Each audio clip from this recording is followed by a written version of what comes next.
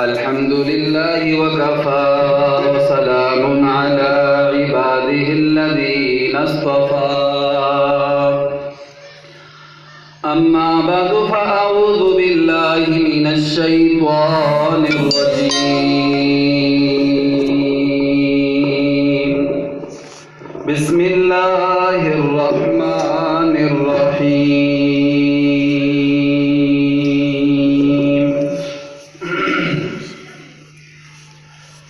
فارتقب يوم تأتي السماء بدخان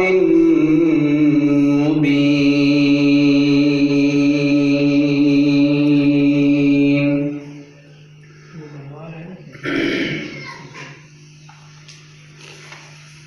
فارتقب يوم تأتي السماء بدخان مبين يغشى الناس هذا عذاب أليم ربنا اكشف عنا العذاب إنا مؤمنون أنى لهم الذكرى وقد جاءهم رسول مبين ثم تولوا عنه وقالوا معلم مجنون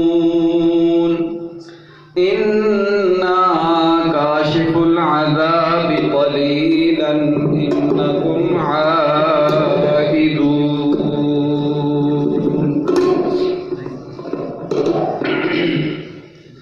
وقال الله تبارك وتعالى في موضع آخر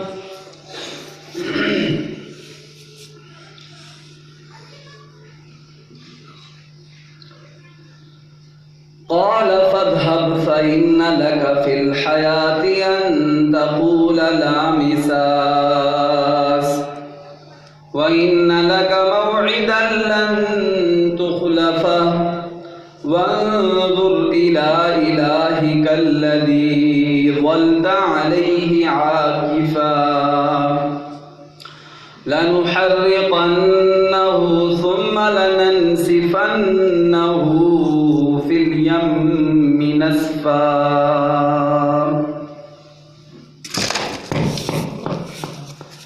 صدق الله العظيم وصدق رسوله النبي الكريم الأمين الرؤوف الرحيم ونحن على ذلك لمن الشاهدين والشاكرين والحمد لله رب العالمين إن الله وملائكته يصلون على النبي يا أيها الذين آمنوا صلوا عليه وسلموا تسليما तमाम हज़रात आवाज़ बुलंद मोहब्बत के साथ दुरूद पाक पढ़ें अल्लाहुम्मा सल्लि अला मुहम्मद व अला आलि मुहम्मद कमा सल्लैता अला इब्राहीम व अला आलि इब्राहीम इन्नका हमीदुम मजीद अल्लाहुम्मा बारिक अला मुहम्मद व अला आलि मुहम्मद कमा बारकता अला इब्राहीम व अला आलि इब्राहीम इन्नका हमीदुम मजीद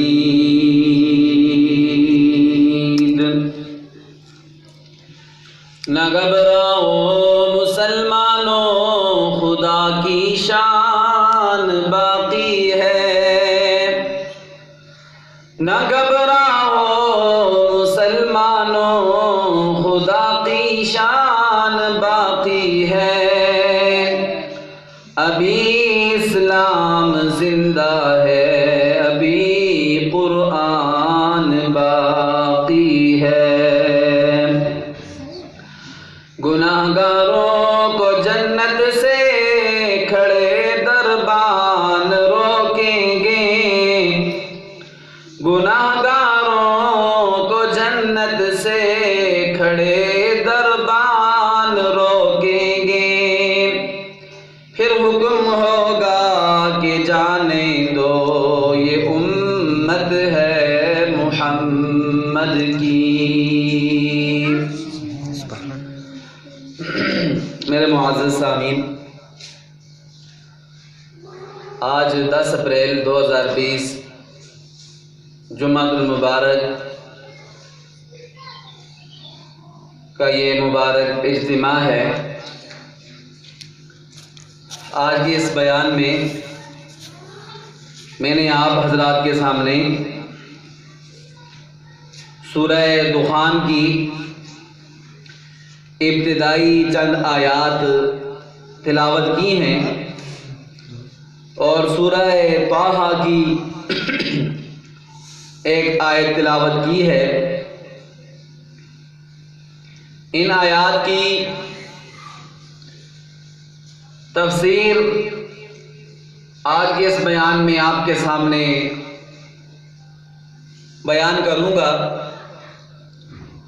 اللہ تعالیٰ سے دعا ہے کہ اللہ تعالیٰ مجھے حق اور سچ بات حق نیت اور ارادے کے ساتھ خالص اپنی رضا کے لیے کرنے کی توفیق عطا فرمائے، اور اللہ تعالیٰ آپ تمام حضرات کو اللہ کے رسول کی بات توجہ کے ساتھ دھیان کے ساتھ سننے کی توفیق عطا فرمائے، پھر جو کچھ قرآن و سنت کے مطابق کہا گیا ہو اللہ تعالیٰ ہم سب کو اس پر عمل کرنے کی توفیق عطا فرمائے۔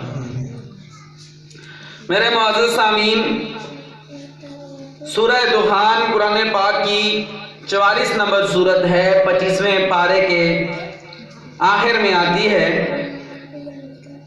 مکی سورت ہے، اس میں 59 آیتیں ہیں اور 3 رکوع ہیں۔ سورہ دخان کی آیت نمبر 10 سے میں نے آپ کے سامنے آیات تلاوت کی ہیں۔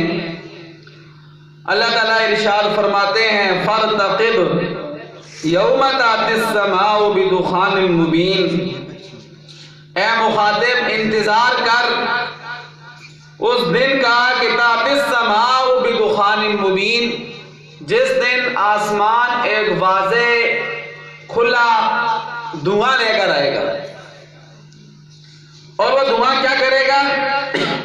یغشی الناس، وہ سارے کے سارے لوگوں پر چھا جائے گا، سب لوگوں کو ڈھانپ لے گا، سب کا گھیراؤ کر لے گا۔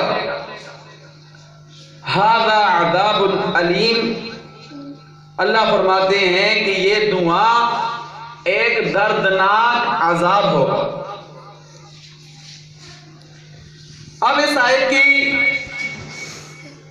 تفسیر کیا ہے کہ یہ دھواں، اس دھوئیں سے کیا مراد ہے؟ یہ دھواں کب آئے گا؟ آ چکا ہے یا ابھی نہیں آیا ہے؟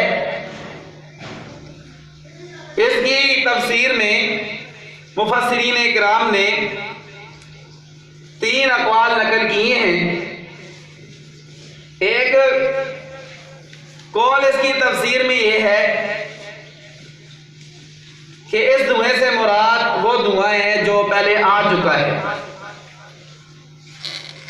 اور وہ دھواں وہ تھا کہ جب کافروں نے پیارے نبی صلی اللہ علیہ وسلم کو بہت تنگ کیا، مکہ کے کافروں نے مسلمانوں کو بہت تنگ کیا، ستایا، مسلمانوں پر زمین کو تنگ کر دیا، ان کو ان کے گھروں سے نکال دیا، طرح طرح کی ایذائیں تکلیفیں مسلمانوں کو پہنچانے لگے۔ جو کلمہ پڑھتا تھا اس کو تپتی ریت پر لٹاتے تھے، اوپر پتھر کی بڑی بڑی چٹانیں رکھ دیتے تھے، اور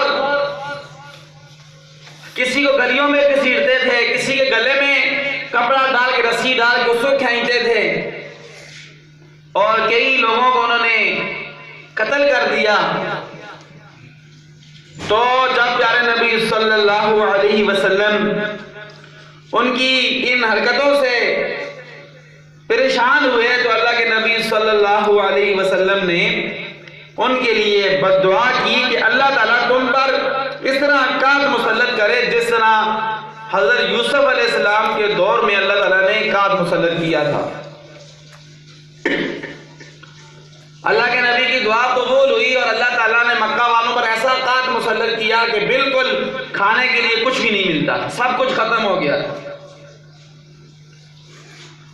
یہاں تک آتا ہے کہ جانوروں کے چمڑے کھاتے تھے اور حرام کھانے پر مجبور ہو گئے تھے، بالکل کھانے کے لیے کچھ بھی نہیں ملتا تھا۔ اور وہ اپنے سردار کے تھرو انہوں نے پیغام بھی بھیجا اور بندے بھی بھیجے کہ آپ ہمیں معاف کر دیں، ہم سے غلطی ہو گئی ہے، ہم آئندہ آپ کو تنگ نہیں کریں گے، آپ اللہ سے دعا کریں کہ یہ قحط سالی ختم ہو جائے۔ تو پھر پیارے نبی صلی اللہ علیہ وسلم نے دعا مانگی تو اللہ تعالیٰ نے اس قحط سالی کو ختم کیا۔ تو جب قحط سالی تھی، بھوکے تھے، پیاسے تھے، کھانے کے لیے کچھ نہیں ملتا تھا، تو یہ انسان کی حالت ہو جاتی ہے کہ جب زیادہ بھوک اور کھانے کچھ نہ ملے، انسان کی آنکھوں کے آگے دھواں نظر آنے لگ جاتا ہے، چکر آنے لگ جاتے ہیں۔ کافی دیر تک انسان اگر بھوکا رہے تو آنکھوں کے سامنے دھواں دکھائی دینے لگ جاتا ہے، چکر آنے لگ جاتے ہیں۔ تو یہ مراد ہے یوم تأتی السماء بدخان مبین، کہ جس دن اللہ تعالیٰ واضح کھلا دھواں لائیں گے، اس دھوئے سے مراد یہ عذاب ہے قحط کا جو اللہ تعالیٰ نے مکہ کے کافروں پر مسلط کیا تھا۔ اور دوسری تفسیر اس کی یہ یوم تأتی السماء بدخان مبین، دوسرا قول اس کا یہ ہے کہ یہ جو اللہ تعالیٰ نے فرمایا کہ اس دن کا انتظار کرو جس دن آسمان ایک واضح دھواں لائے گا، تو اس سے کہتے ہیں کہ یہ واقعہ ابھی ہوا نہیں ہے، پیش نہیں آیا، یہ قیامت کی علامتوں میں سے ایک علامت ہے، قیامت کی علامتوں میں سے ایک علامت ہے جو قرب قیامت اللہ تعالیٰ اس کو ظاہر کریں گے، اس نشانی کو، اور یہ ابھی پیش نہیں آئی ہے۔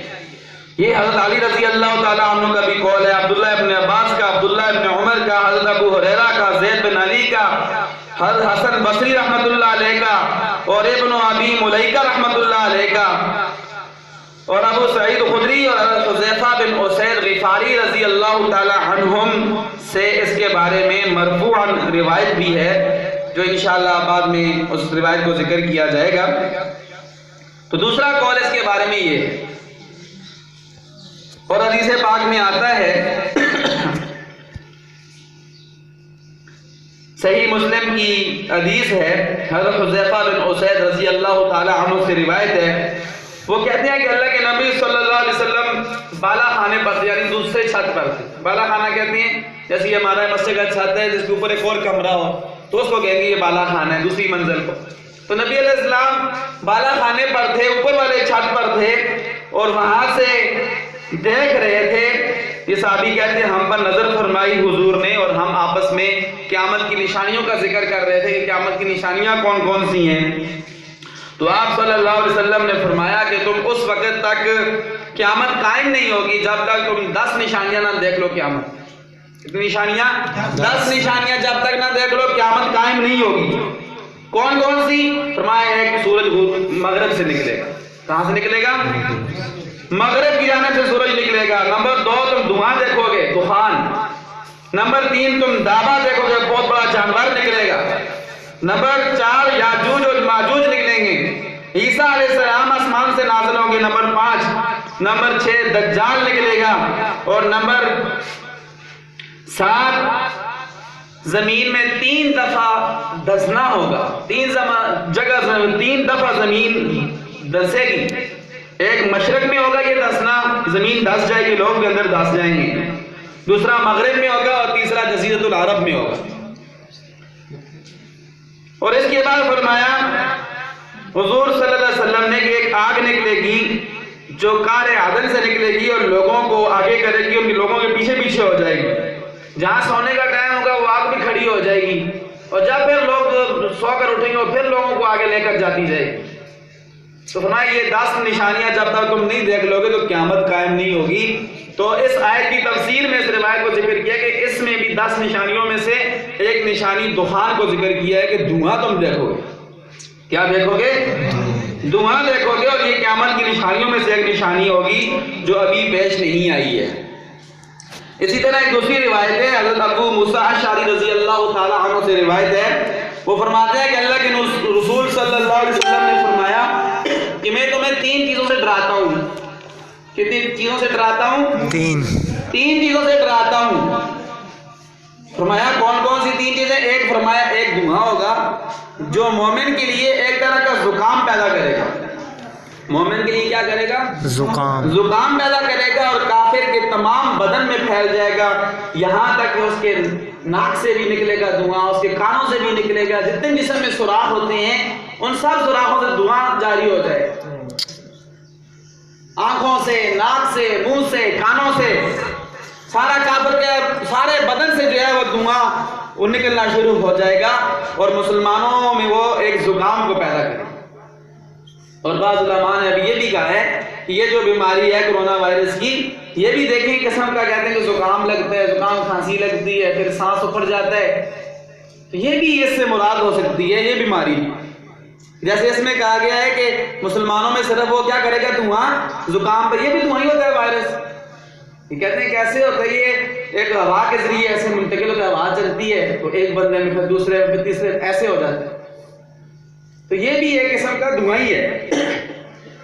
تو یہ حضرت ابو موسیٰ اشعری رضی اللہ تعالیٰ عنہ سے روایت ہے. فرمایا ایک تو تمہیں میں اس دھوئیں سے ڈراتا ہوں جو مسلمانوں کے لیے زکام پیدا کرے گا اور کافروں کے ہر جسم کا جو سوراخ ہے اس سے نکلنا شروع ہو جائے گا اور کافروں کو زیادہ اس کے تکلیف ہوگی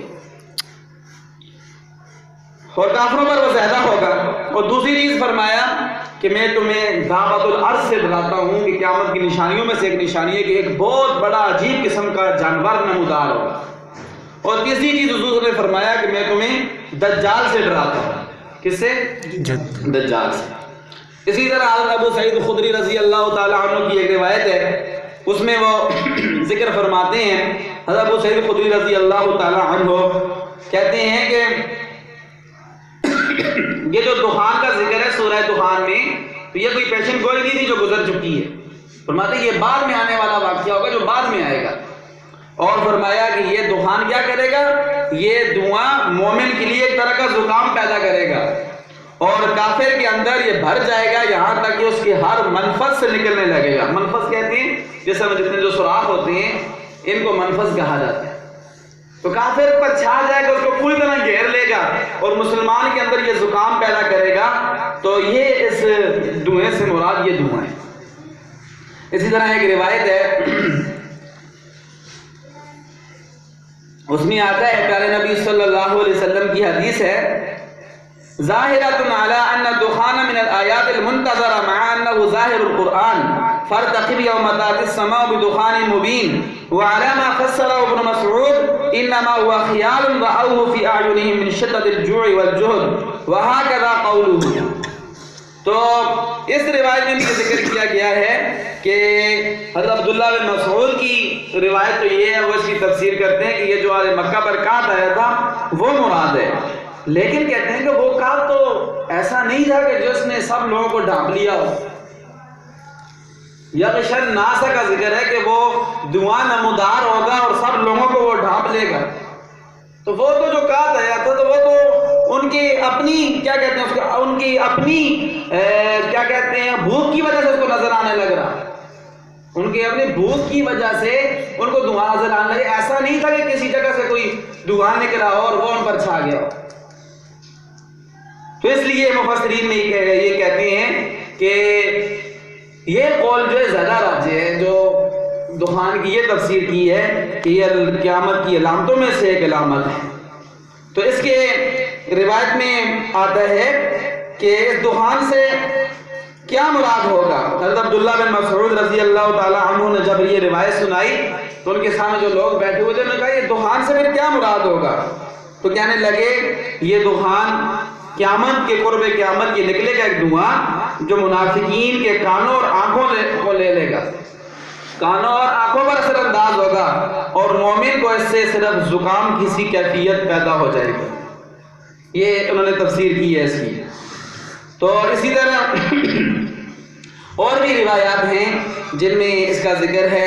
دخان کتاب ہے روح المعانی میں صاحب تفسیر روح المعانی نے علامہ سفارینی کی کتاب البخور الزاخرہ اس کے حوالے سے یہ نقل کیا ہے. کہتے ہیں ہما دخانان مذا واحد والذی بقا یملأ ما بین السماء والارض ولا یصیب المؤمن الا بالزکمہ واما الکافر فیشق مسامعہ. وہ اپنی کتاب میں اس آیت کی تفسیر لکھتے ہیں. کہتے ہیں کہ جو دخان کا ذکر ہے کہ فرتقب تم انتظار کرو اس دن کا جس دن تات السماء بدخان مبین کہ آسمان ایک واضح دھواں لائے گا. تو کہتے ہیں کہ یہ دخان دو دخان ہے, دو قسم کے دھوئیں ہیں. ایک جو دھواں ہے مزا واحد ایک گزر چکا ہے. جو مشرکین مکہ پر قحط کا عذاب آیا تھا تو کہتے ہیں ایک اس دھواں سے مراد وہ دھواں ہے.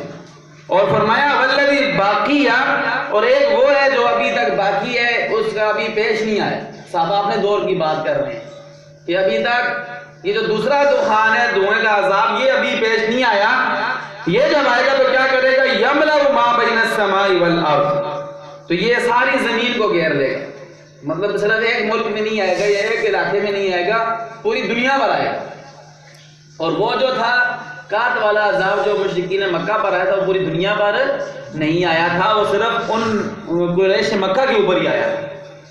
تو ہمارے جو دوسرا ہے یملأ ما بین السماء والارض, آسمان اور زمین یعنی ساری دنیا کو گھیرے میں لے لے گا. اور یہ کرے گا کیا ولا یصیب المؤمن الا بالزکمہ, مومن کو یہ زکام کی تکلیف پہنچائے. مومن کو ایمان والوں کو کس کی تکلیف پہنچائے گا؟ زکام کی, کہ ان کو زکام لگے گا, زکام سے یہ شروع ہوگا. وَأَمَّا الْكَافِرُ فَيَشُقُّ مَسَامِعَهُ, اور بہرحال کافر کو کیا کرے گا؟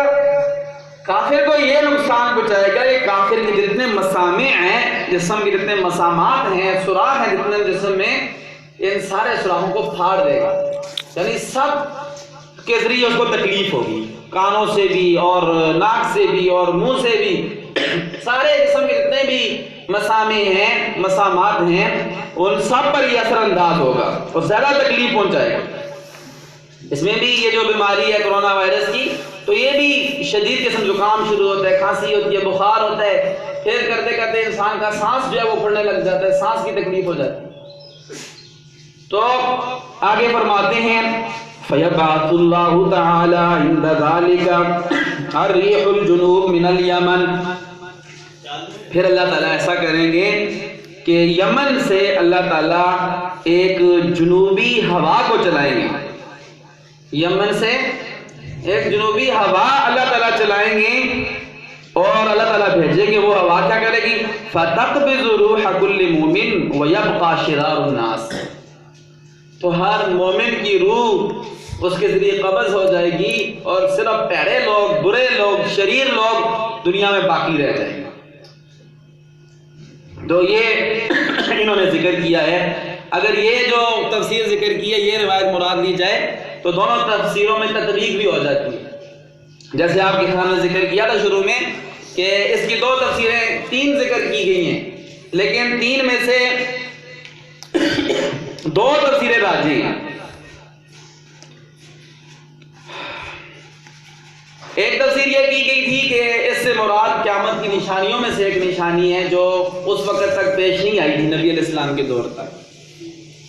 دوسری تفسیر یہ ذکر کی گئی تھی کہ مکہ والوں پر جو قحط آیا تھا وہ مراد ہے. اور تیسری تفسیر اعرج سے یہ روایت ہے, وہ کہتے ہیں کہ اس سے مراد فتح مکہ والے دن جب مسلمان گھوڑے دوڑا رہے تھے مکہ میں, فاتح بن کے جب داخل ہوئے ہیں, جو دھواں ان گھوڑوں کی ٹاپوں سے جو گرد و غبار اٹھا تھا وہ مراد ہے اس دھوئیں سے. کہتے ہیں کہ تیسری تفسیر ہے یہ راجح نہیں ہے, بلکہ دو تفسیریں راجح ہیں, اس لیے کہ وہ مرفوع روایتوں سے بھی ثابت ہے دونوں تفسیریں. تو ان دونوں میں بھی اگر یہ قول مراد لیا جائے جس میں یہ کہتے ہیں کہ ان سے مراد دو دھوئیں, ایک دھواں وہ پیش آ گیا ہے جو قحط کی صورت میں تھا اور دوسرا دھواں بعد میں پیش آئے گا جو قیامت کی نشانیوں میں سے ایک نشانی ہے. تو اس صورت میں ان میں تطبیق بھی ہو جاتی ہے دونوں روایتوں میں. تو یہ تو آپ کے سامنے تفسیر معارف القرآن کے اندر اس آیت کی تشریح میں جو احادیث پاک ذکر کی گئی ہیں وہ ذکر کی ہیں. یہ میرے سامنے ترمذی شریف کی کتاب ہے، ترمذی جلد ثانی ہے، اور اس کی کتاب التفسیر میں سورہ دخان کی تفسیر میں یہ اس روایت کو ذکر فرماتے ہیں.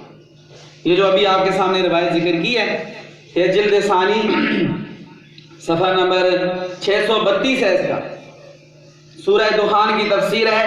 سورۃ الدخان. حدثنا محمود بن غیلان حدثنا عبد الملک بن ابراہیم الجدی حدثنا شعبہ عن الأعمش ومنصور سمعنا ابا الضحى يحدث عن مسروق قال جاء رجل الى عبد الله فقال کہ ایک بندہ حضرت عبداللہ بن مسعود رضی اللہ تعالیٰ عنہ کے پاس آیا اور آ کر کہنے لگا ان قاسا یقص یقول، کہتے ہیں کہ جی میں نے ایک بندے کو قصہ سنانے والے کو سنا ہے کہ وہ کہہ رہا ہے. کیا کہہ رہا ہے؟ وہ قصہ سنانے والا کہتا ہے کہ انه یخرج من الارض الدخان، کہ زمین سے ایک دھواں نکلے گا.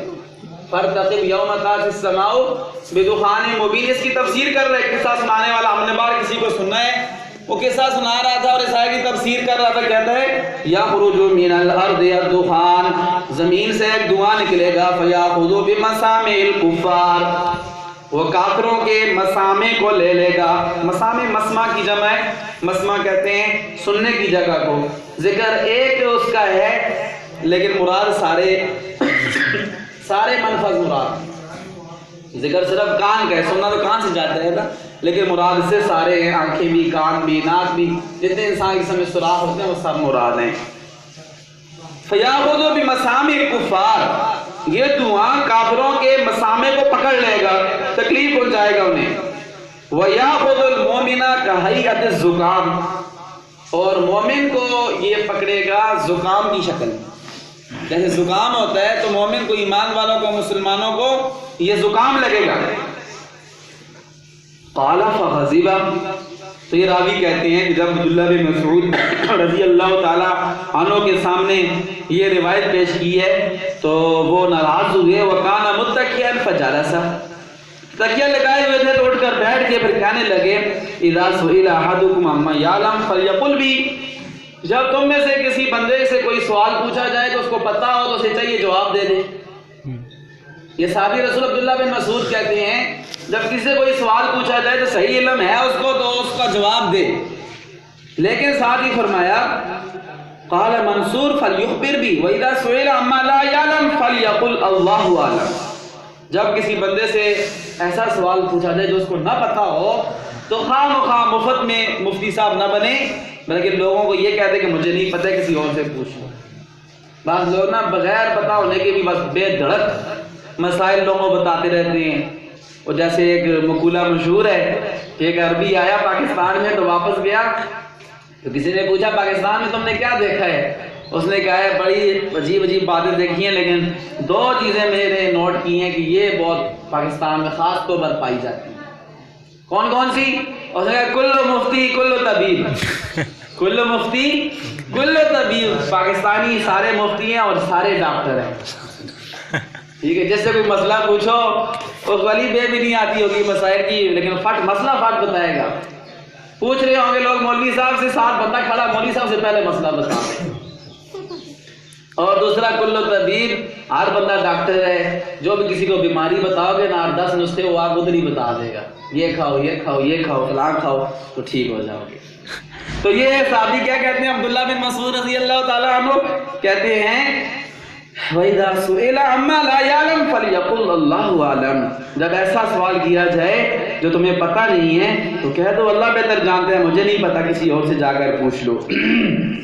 اس لیے کہ وہ کہتے ہیں فَإِنَّ اللَّهَ قَالَ لِنَبِيِّهِ قُلْ مَا أَسْأَلُكُمْ عَلَيْهِ مِنْ أَجْرٍ وَمَا أَنَا مِنَ الْمُتَكَلِّفِينَ. پیارے نبی جی آپ کہہ دیجئے لوگوں کو کہ میں جو تمہیں دین کی تبلیغ کرتا ہوں اس پر میں تم سے کوئی مزدوری نہیں لیتا. وَمَا أَنَا مِنَ الْمُتَكَلِّفِينَ، اور میں متکلفین میں سے نہیں ہوں کہ اپنے پاس سے باتیں بنا کے تم کے سامنے پیش کروں. یہ جو نہ بھی پتا وہ بھی تمہیں بیان کرو. نبی بھی وہی بات بیان کرتے ہیں جو ان کو اللہ بتاتے ہیں، اپنے پاس سے نبی کوئی بات نہیں بناتے. تو یہ پھر عبداللہ بن مسعود نے یہ آیت بھی سنائی ان کو تو پھر ساتھ ہی جو حضرت عبداللہ بن مسعود رضی اللہ تعالیٰ عنہ کے نزدیک اس آیت کی تفسیر تھی وہ بھی انہوں نے بتائی. کہتے ہیں لما رأى قريشا استعصوا عليه قال اللهم أعني عليهم بسبع كسبع يوسف فأخذتهم سنة. کہتے ہیں کہ جب نبی علیہ السلام کی آل قریش نے بہت زیادہ نافرمانی کی، بہت تکلیفیں پہنچائیں مسلمانوں کو، نبی علیہ السلام کو، تو نبی علیہ السلام نے پھر ان کے لیے بد دعا کیا کی کہ اللہ تعالیٰ اس طرح قحط میں مسلط کر ان کو، مکہ کافروں کو، جس طرح یوسف علیہ السلام کے دور میں آپ نے قحط میں لوگوں کو مسلط کیا تھا. تو پھر اللہ تعالیٰ کے نبی کی یہ دعا قبول ہوئی تو کہتے ہیں فاحصت کل شیء، ہر شے ختم ہو گئی. جیسے آج کل چیزیں جو ہیں دکانوں سے ختم ہو گئی، جو ملتی نہیں ہیں وہ بھی ماشاءاللہ مسلمان بہت سستی بیچ رہے ہیں. تو ایسے اس دور میں بھی سب کچھ ختم ہو گیا. ٹھیک ہے، آٹا حکومت کہتی ہے 805 کا ملے گا، دکان پر جاؤ نا، بولا صحیح آٹا دے دو، وہ بولے گا 1000 1050 دے دو، 1030 دے دو. اگر 805 کا ملے گا تو لے جاؤ، پھر 805 والا بھی ہے نا وہ بھی لے جاؤ. کہنے کی بات یہ ہے کہ فاحصت کل شیء، ہر چیز ختم ہوگی جب قحط آیا. حتی اکلوا الجلود والمیتہ، یہاں تک کہ لوگ چمڑے اور مردار کھانے لگے، اور یہ بھی آتا ہے کہ ہڈیاں کھانے لگے، اتنی بھوک ہو گئی، اتنی بھوک ہو گئی. قال وجعل یخرج من الارض کہیۃ الدخان، اور فرمایا کہ زمین سے دھوئیں کی طرح کوئی چیز نکلنے لگی. تو یہ بھی روایت میں ذکر کیا گیا ہے، اور میں نے اس کی پہلے بھی تفسیر کی آپ کے سامنے کہ اس دھوئیں سے مراد پھر جو قحط کے وقت دھواں تھا تو وہ تو ان کو بھوک کی وجہ سے دھواں لگ رہا. تو یہ دونوں تفسیریں اس آیت کے ذکر کی گئی ہیں، اور ابھی حال ہی میں ایک مولانا صاحب نے اس پر پوری ایک تحقیق بھی پیش کی ہے. باقی بھی جو ہماری بڑی کتابیں ہیں، البدایہ والنہایہ کتاب ہے، اور باقی کتابیں ان کے حوالوں سے انہوں نے یہ بات ثابت کی ہے. کہتے ہیں کہ یہ جو بیماری ہے کرونا وائرس کی، تو یہ بھی اس تفسیر سے مراد ہو سکتی ہے کہ جو اس میں بار زکام کا ذکر آتا ہے، اس آیت کی تفسیر میں بار زکام کا ذکر آتا ہے حدیث پاک میں، تو یہ جو بیماری ہے اس میں بھی زکام ہے.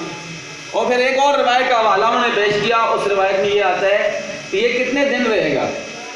تو انہوں نے کہا اس روایت میں ہے کہ 40 دن رہے گا. کتنے دن؟ 40 دن. جب سے مطلب شروع ہے جس علاقے میں، تو کم از کم 40 دن اس علاقے میں وہ رہے گا.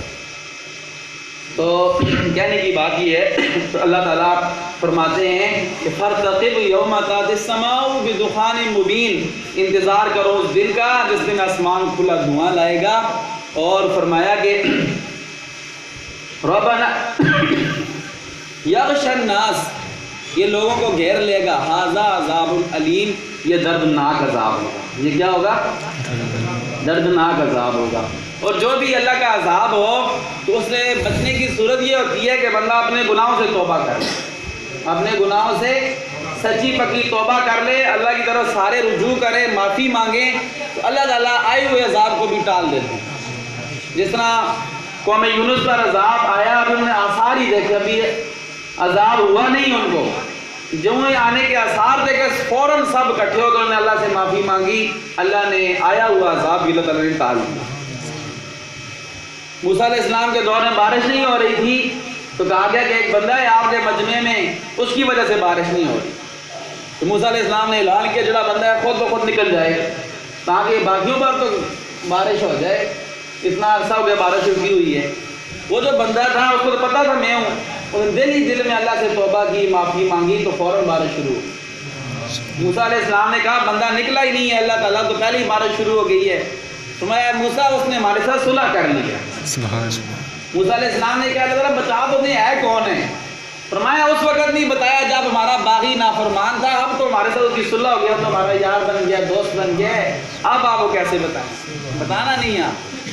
تو کہنے کی بات یہ ہے کہ عذاب جو بھی ہو اس کے ختم کرنے کا طریقہ یہ ہے کہ پکی سچی توبہ کریں، اللہ کی طرف رجوع کریں، اپنے عقیدے کو عمل کو درست کریں، تو انشاءاللہ عذاب دور ہو جائے. باقی یہ کہنا کہ عذاب سے لڑیں گے، کرونا سے لڑائی کریں گے، فلاں کریں گے، تو یہ لڑائی والے جملے جو ہے نا یہ درست نہیں. لڑائی والے جملے درست نہیں ہیں، ان کو تبدیل ہونا چاہیے. جیسے یہی ہمارے بڑے مفتیان کرام نے ذکر کیا ہے حکومت ان جملوں کو استعمال نہ کرے کہ کورونا سے لڑنا ہے اور یہ وہ کرنا ہے، تو لڑائی والے نہ کرے، یہ کرے کہ معافی مانگنی ہے اللہ کی، یہ ایسی طرف لے کر نہیں جاتے نا، جو دین کی بات ہوتی ہے ان کی طرف یہ میڈیا لے کر نہیں جائے گا، حکومت والے لے کر نہیں جائیں گے، جو بس مادی اسباب ہوں گے انہی کی طرف لے کر جائیں۔ اور ساتھ ہی یہ ہے کہ کوئی بھی عذاب ہو اس سے مذاق نہیں بنانا چاہیے۔ ہمارے بھی کئی بھائی جو ہے نا مذاق بناتے ہیں، ویڈیو بنا کے اپلوڈ کرتے رہتے ہیں، کشتیاں کراتے ہیں، چائنا نے ایسے کشتی کی اور فلاں نے ایسے کشتی کی اور پاکستان ایسے کشتی کر رہا ہے کرونا وائرس سے، اور طرح طرح کی مذاقی ویڈیو بناتے ہیں، تو عذاب سے مذاق نہیں بنانا چاہیے۔ پہلی امتوں پر بھی عذاب ہے، قرآن پاک میں ہے، نوح علیہ السلام جب کشتی بنا رہے تھے نا تو پاس سے گزرے نا فرمان باغی تو مذاق کرنے لگے کہ اس کو دیکھو اس کا دماغ خراب ہے، ہمیں ادھر پانی پینے کے لیے نہیں ملتا، یہ کشتیاں چلاتا ہے یہاں پر پہاڑوں کے اوپر سراہ میں کشتیاں چلائے گا۔ تو اللہ تعالیٰ نے کہا ٹھیک ہے مذاق کر لو، پتہ چلے گا جب، قال ان تسخروا منا فإنا نسخر منکم کما تسخرون، ہمارے ساتھ مذاق کرو گے نا تمہارے ساتھ ہی مذاق کیا جائے گا۔ پھر عذاب کی اور شدت ہوتی ہے، جب کوئی قوم کسی عذاب کا مذاق اڑاتی ہے تو عذاب اور شدید ہو جاتا ہے، تو اس لیے اسے مذاق نہیں بنانا، سب نے سچے دل سے توبہ کرنا ہے، معافی مانگنی ہے، اور کیا کہتے ہیں اس کو، تو اللہ تعالیٰ انشاءاللہ اس کو دور فرما دیں گے۔ باقی احتیاطی تدابیر بھی ساری اپنانی ہے، اس میں شریعت منع نہیں کرتی ہے، حکومت کہہ رہی ہے ہاتھ نہ ملاؤ، احتیاط کرو، نہ ملاؤ، جیسا کہ وہ سامری کہہ نا، سامری پر عذاب آیا، میں نے شروع میں آیت تلاوت کی سورۃ طٰہٰ کی، وہ سامری تھا، تفسیر میں نہیں جاتا، وقت ختم ہو گیا ہے، تو موسیٰ علیہ السلام کی قوم میں ایک بدماش سمجھ لو اور ایک نافرمان باغی سمجھ لو، اس نے لوگوں کو بچڑے کی بات پر لگا دیا، تو موسیٰ علیہ السلام نے اس کو بددعا دی تھی کہ ان تقول لا مساس، تمہیں اللہ ایسا عذاب دیں گے کہ تو کہے گا مجھے چھوؤ نہ، مجھے ہاتھ نہ لگاؤ۔ تو کہتے ہیں اس کو ایسی بیماری لگی تھی کہ اگر وہ کسی کو ہاتھ لگاتا تو اس کو بھی لگ جاتی، اس لیے لوگ اس کو ہاتھ بھی نہیں ملاتے، لوگ اس کو ہاتھ نہیں ملاتے تھے۔ تو اگر ڈاکٹر لوگ کہہ رہے ہیں